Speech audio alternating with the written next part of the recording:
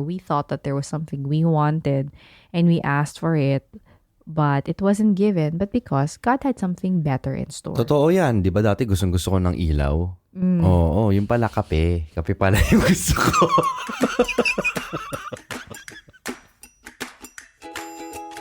Hi, Langga!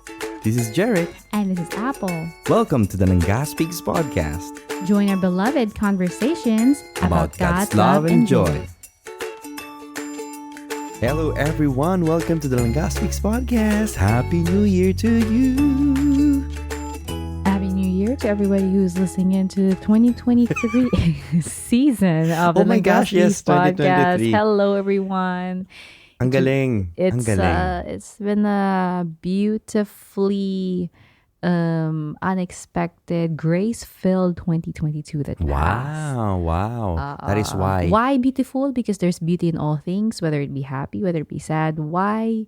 Ano yung sinabi kong isa? Beautifully unexpected because there were a lot of things that we didn't expect.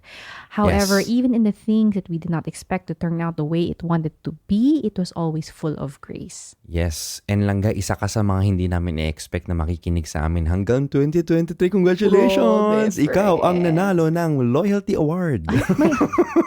May award din pala Oo, tayo dito. correct. Oo, And end that of is why year. this new year, and for sure, maganda ang medianoche, we would assume. We pray. We pray. We pray. Of course. In whatever nakalipas na. circumstance. Pag pinakinggan Oo. nila to, tapos na yung yung pasabugan. Please stay safe, everybody. Okay, fireworks are not a toy. Wala na. Nagamit na nila. Kaya Langga. nga, sana Oo. naman nagstay safe So, sila. ngayon, ang aming episode is about No Fear, New Year. Wala eh. Walang marime eh.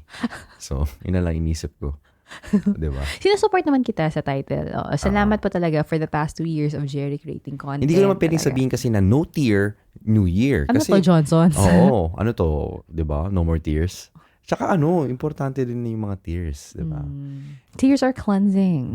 Tsaka Tears may are tears of joy. refreshing. Oo, tears are refreshing, rejuvenating. Yung tears of sadness, it allows you to move forward faster. True. Diba? Oh. Kaya nga sabi, tear here.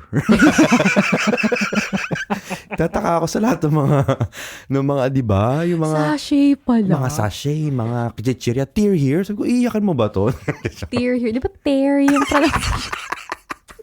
Ito naman. Oo, tear here. Mga punchline lang tayo. Sige. So anyway, mga new year. Na. Mga langga, happy new year sa inyo. And that is why our topic for today is to prepare you for what's ahead. Diba dapat di natin makalimutan itong brand new year is a brand new opportunity na binigay sa atin ng ating langga.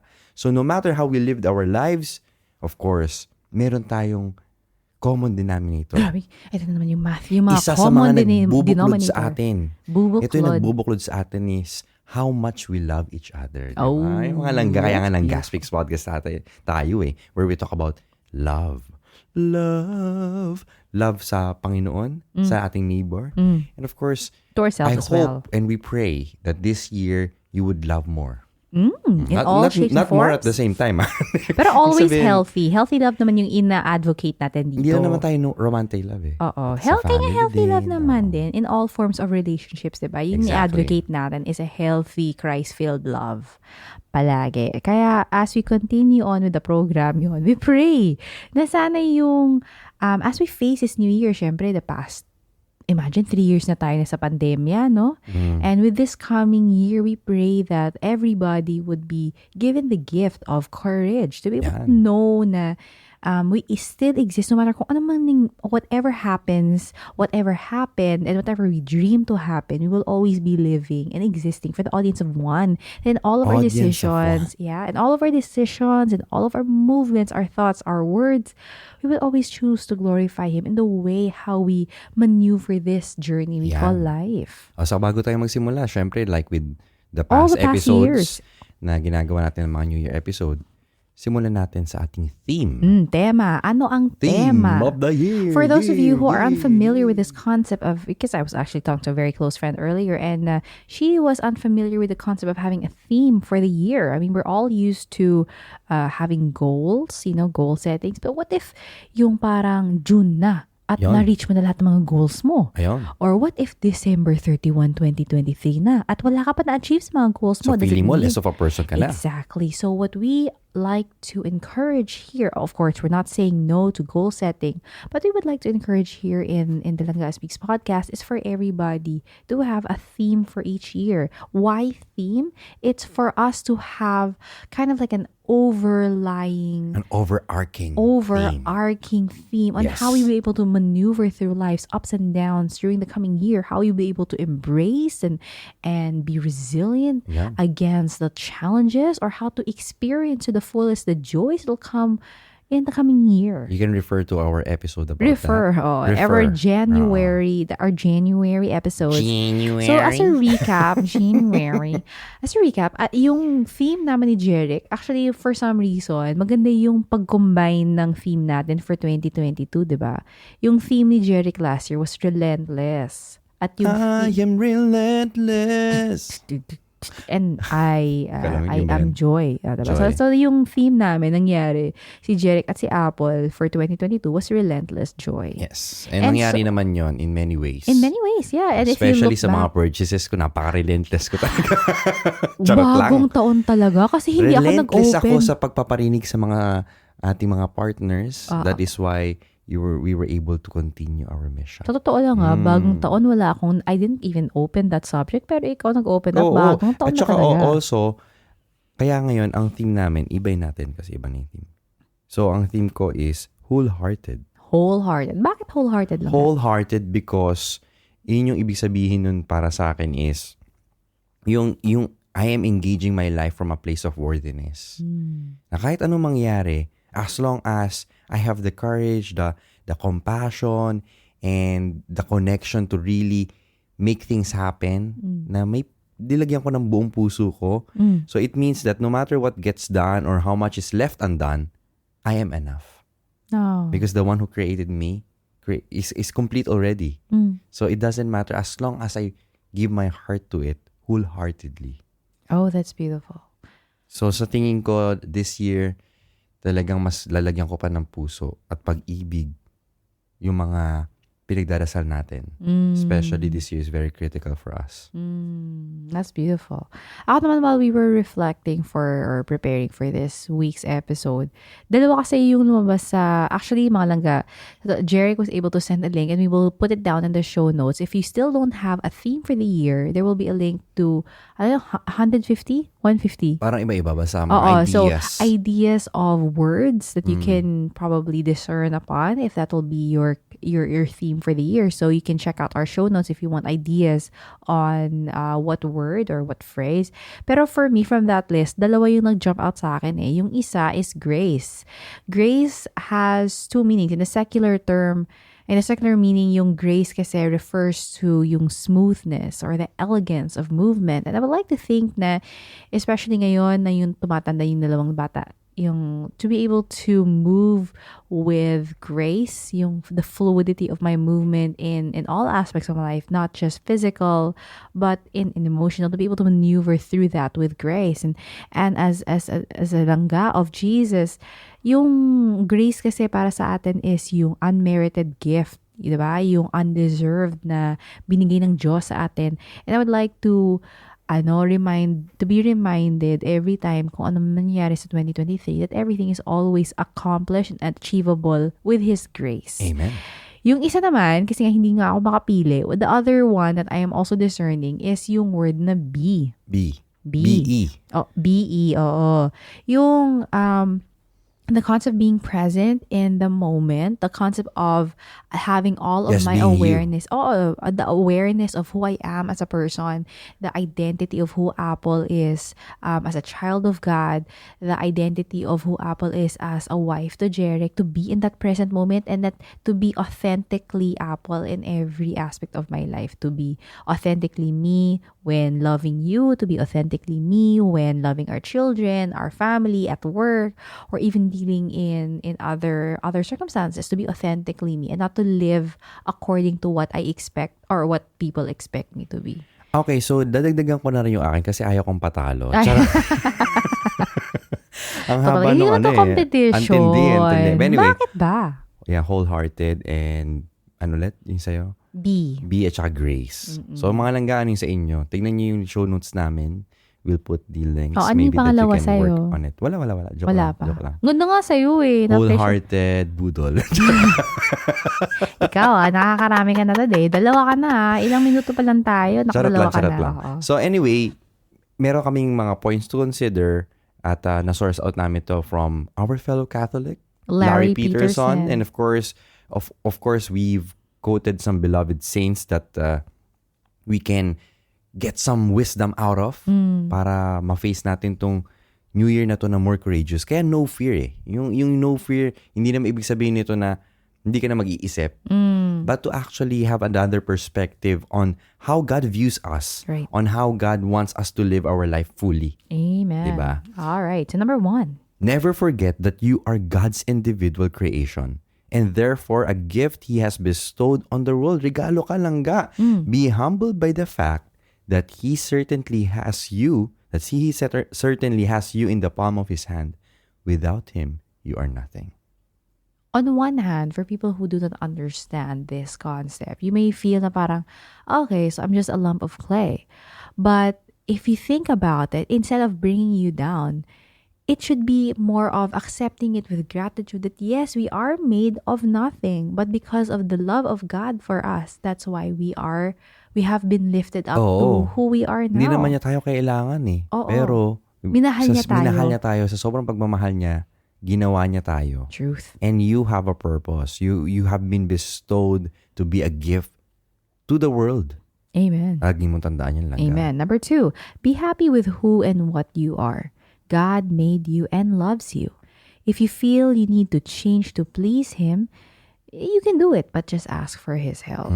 Ayun yung kaya siguro yung isa sa mga theme na that's popping in my mind is B. Kasi I want to be able to discover who I am authentically and my identity as a person in God's eyes. And not my identity in who others think about. Or who others think me to be. Ganon. At saka minsan kasi we try to put actions, plans, dreams that we think would please God. True. But we fail to always consult Him first. Di ba minsan magpaplano tayo, Lord maganda itong ginagawa ko. Pero yun ba talaga yung will ng Diyos para sa'yo? Kinonsulta mo ba siya? Nag-discern ka ba with Him? Nagdasal ba tayo? Diba? Nagdasal ba tayo? Kinausap ba natin siya? Okay. Yeah, so that's why just ask for yourself. Number 3 is, the choices you make are your responsibility. Sometimes our choices hurt us. Embrace them and learn from them and move on. Thank God for the experience. Diba ito yung isa sa mga phrases na tututunan ko sa'yo. Hindi ko alam kung saan mo ko yun. Yung parang pag may pinagdaanan kang masakit, if you've experienced something painful, itinagalog ko pa. If you experience something painful, if you experience any challenges in your life, you can just say, you just charge it to experience. Yeah, move on. Huwag mo tambayan. Exactly, Oo. exactly. Narinig ko yun sa tambay sa may kanto sa amin. Number 4. Number 4, sometimes not getting what you want or what you think you need is a blessing. If you trust God, you will thank Him. When, quote-unquote, one door closes, another opens. And Jerick and I have shared it in past episodes where we thought that there was something we wanted and we asked for it, but it wasn't given, but because God had something better in store. Totoo yan. Di ba dati gustong-gusto ko ng ilaw? Oo, yung pala kape. Kape pala yung gusto ko.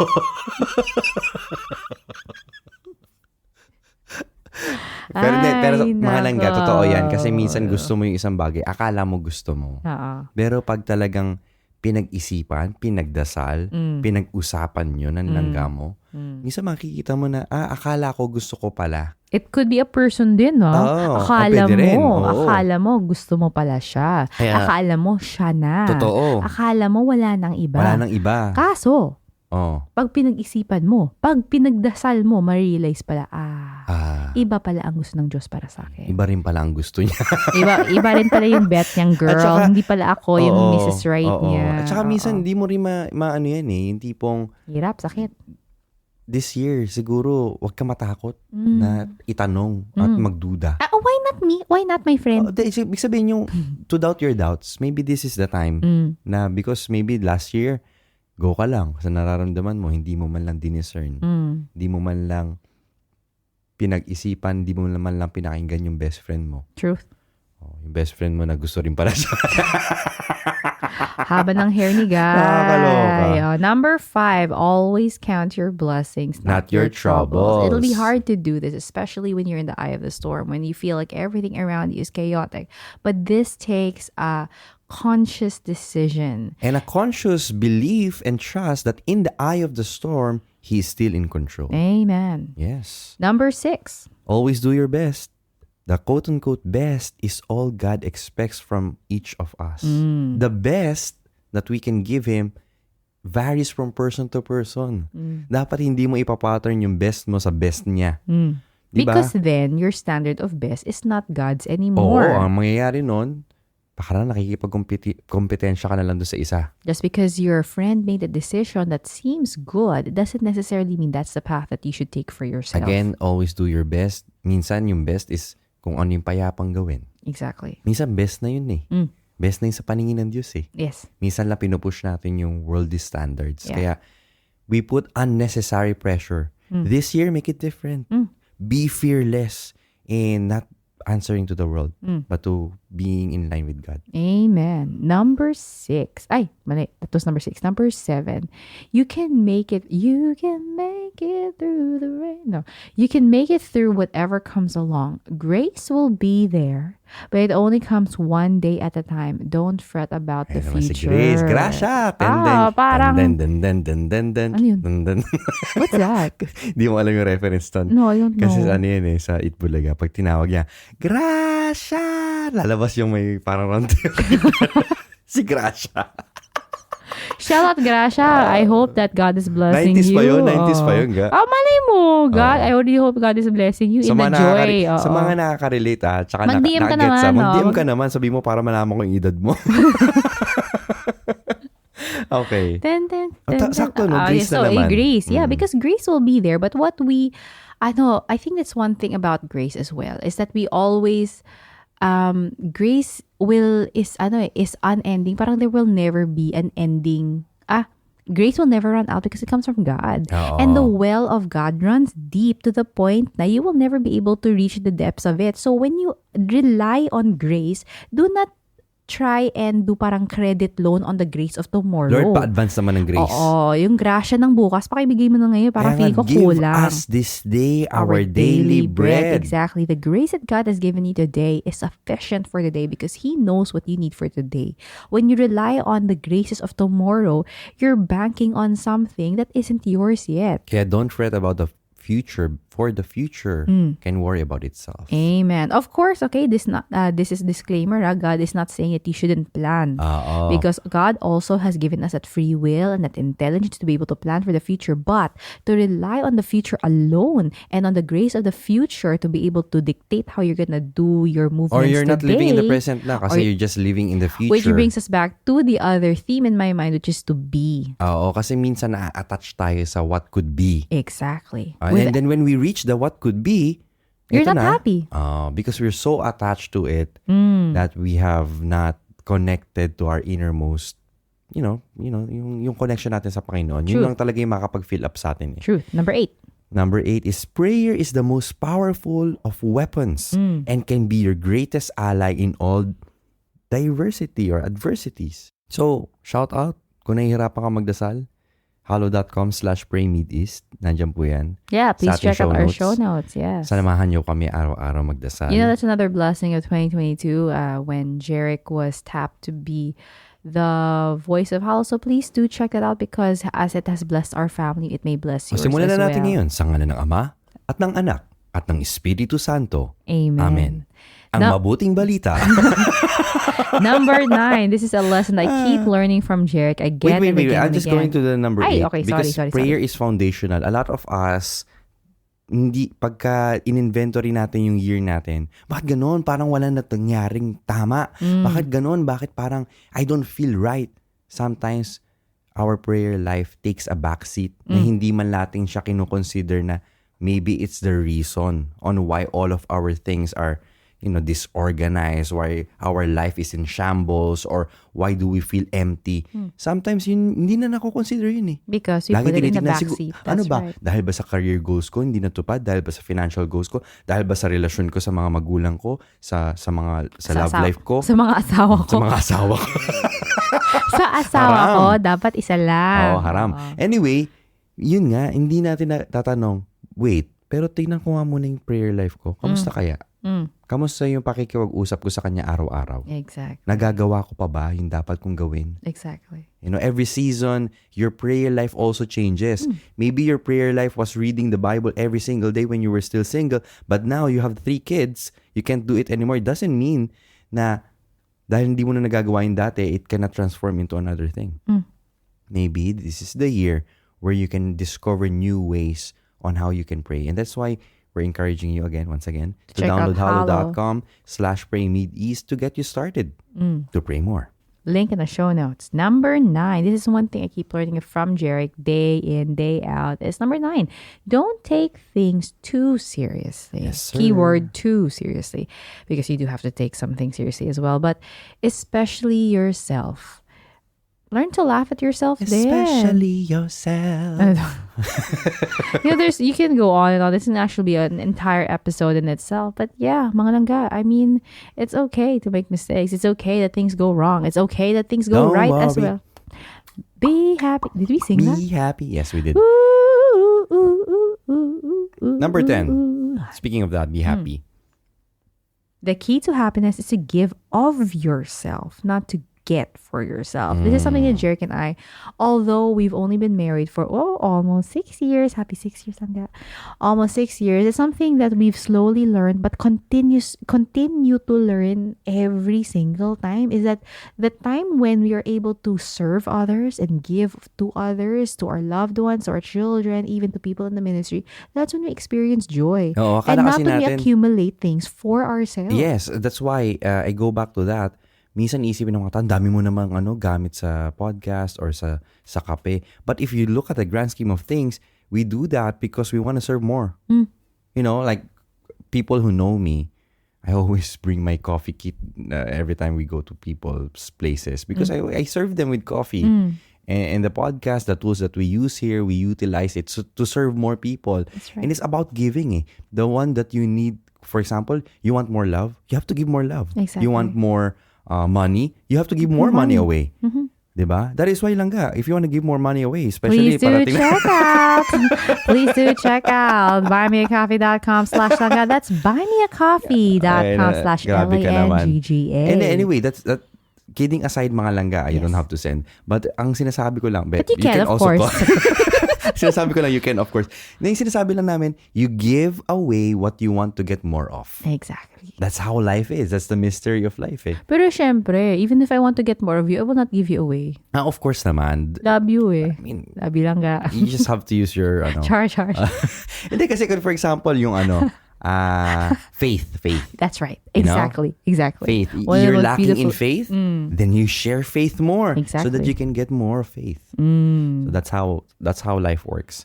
Number 11. Miracles happen. You are one. I am one. We are all one. This is the number one. Can be miracles Sige. if you believe. Ako na rin yung second voice. Ako na yung primary voice. Ako pa yung second voice. Ikaw na ang voice ng Halo. So please do check out halo.com/praymidEast. Link in the show notes. Ang mabuting balita.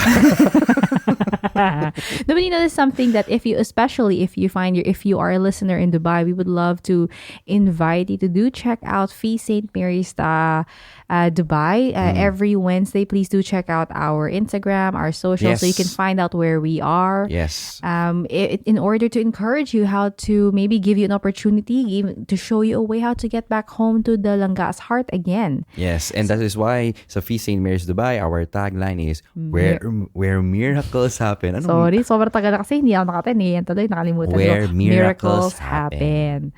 Number 12, temptation is everywhere. Yan Tama ka yung dyan. temptation ng paghataw sa boom mic. Di ba? Sorry. Narinig niyo yung nagtatamp? Si Apple yun. Kaya nga merong boom arm, di ba? Para walang vibration. Pero she was tempted to keep on bagbagig.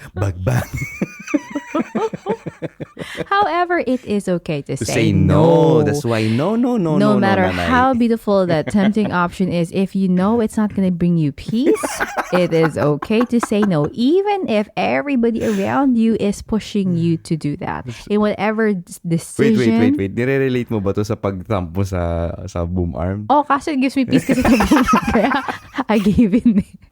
Kasi Ilayo ito mo yung kamay mo dyan. iniipit ko na nga sa puwet ko para hindi siya mag-ano. Okay. But it is okay to say no. Why?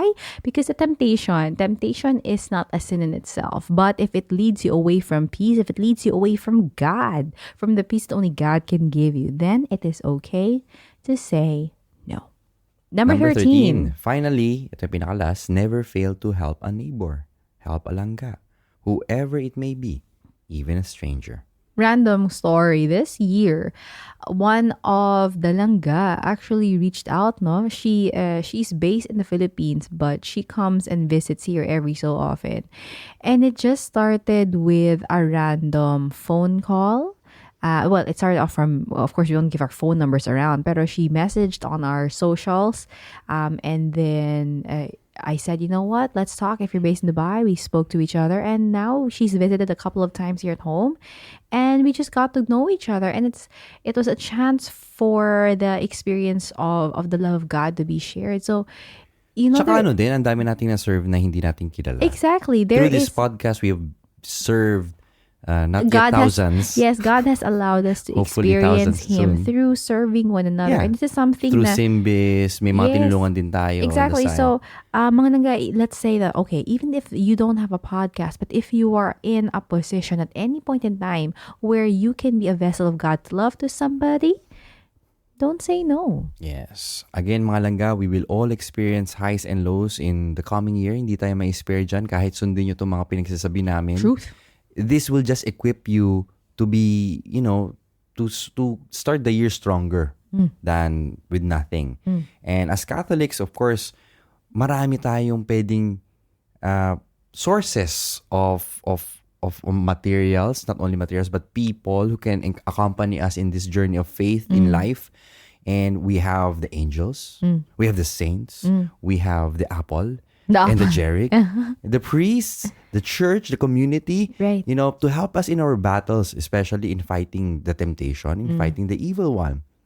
Kaya ngayon, bago matapos ng episode na to, magbibigay lang kami ng mga few quotes from our saints na pwedeng makatulong sa atin on how to start this year, no fear, new year. Here are some of our favorites. Number 1, Saint Augustine said, "You aspire to great things? Begin with the little ones." And I think that's so, end quote, by the way. So I think that's also yung very applicable, like for me personally, especially now that our children are growing older. Yung I aspire to yung minsan naalala ko yung mga buhay ko nung when I was still single of being Dami able to mong buhay, achieve yung my past life of when I was single, of when I felt I was doing big things for God, but now the Lord has put me in a situation where focus on the little ones, focus on the children. Amen. And if I'm not able to live out, being a reflection of God's love to my children, how can I expect to do bigger things for the Lord, right? Etong isa naman, straightforward to. Have patience with all things, but chiefly, have patience with yourself. Do not lose courage in considering your own imperfections, but instantly set about remedying them. Every day, begin task anew. Sabi ni St. Francis de Sales. So, maging pasensyoso din tayo sa sarili natin. Okay, baka sa start, half of the year, feeling mo wala kang progress, be patient with all things. Be patient with yourself. I remember this quote na you have to be able to be patient with yourself because yan lang yung kasama mo eh. Sa buong buhay mo, yung sarili mo. Oh, wow. Diba? Oh, nga, no? Di ba? So, be patient with your walk in life. And St. Francis reminds us of the same. Number 3, never forget that there are only 2 philosophies to rule your life. The one of the cross which starts with a fast and ends with a feast. The other of Satan, which starts with a feast and ends with a headache. Sabi to ni Venerable Fulton Sheen, and he makes a lot of sense. Sometimes the fun way, the fast way, the feasting way that goes at first, it may seem so tatagal. tempting. Yeah, it may seem so tempting to just live. Masarap sa simula, pero masakit sa pangmatagalan at sa forever minsan. Exactly. So, you know what? There's nothing wrong with starting off in a decision na kailangan ng sacrifice. And personally, I can share now when it came to Jeric, there were a lot of sacrifice at first. But I'm experiencing the joys and the fruits of that sacrifice now in knowing that Jeric is the husband that I married, and that because of him, I have my children. So, you know what, mga langga, no matter what challenges you are going through at the moment, when you know that you want to align your decision with God, usually it'll take a lot of sacrifice at first, but trust that the gift and the grace will abound if you stick to what God wants for you. Sabi nga nung isa kong mentor na sa binabasa ko sa personal development before, that there are two pains in life, the pain of regret and the pain of discipline. The pain of discipline weighs ounces, but the pain of regret, or suffering, they weigh tons. So therefore we have to choose, diba? Sometimes kasi parang napakadali lang gawin ng isang bagay at the moment. But you have to look at the broader perspective. What does it do to my soul? Sige na nga, mag-workout na nga ako. Oh, grabe naman. Again, idol po namin yung Hippopotamus. Hippopotamus. Bakit? Hippo. Bakit? Kasi gulay lang kinakain nun. Tapos lagi pa naglalakad yun. Ganun pa rin naman yung weight niya. Kaya ang ibig sabihin, wapakels lang. Kain lang. Sige, putok-batok every grabe New naman, Year. Grabe ka. So, and number 4 is, to live is to change, and to be perfect is to have changed often. By St. John Henry Newman. It's so hard to expect for life to remain the same. It's so hard to expect for your life to never have any seasons where your life doesn't go through ups and downs. Change is the only constant thing in this world. Exactly. So once we learn that this is truth, then we learn how to adapt. Right? We learn how to be more patient also with ourselves. Exactly. More accepting and more loving. More loving wholeheartedly. Wholeheartedly. Yeah. No, with grace. To be. Pinili. And last but not the least, to do something beautiful for God. Do it with your life. Do it every day. Do it in your own way. But do it. Yan ang sabi ni... But do it. Nike, do it, Saint Mother Teresa. And it's true. Every day is an opportunity for you to create something beautiful, even if nobody sees it but you and God. The important thing is that you live for the audience of one. So mga langga, living for the audience of one. Lastly, we would like to encourage you kung di kayo nakapagdasal at nakapagmisa lately dahil sa pandemya. Maybe this year is that time, no? We have a place for our salvation.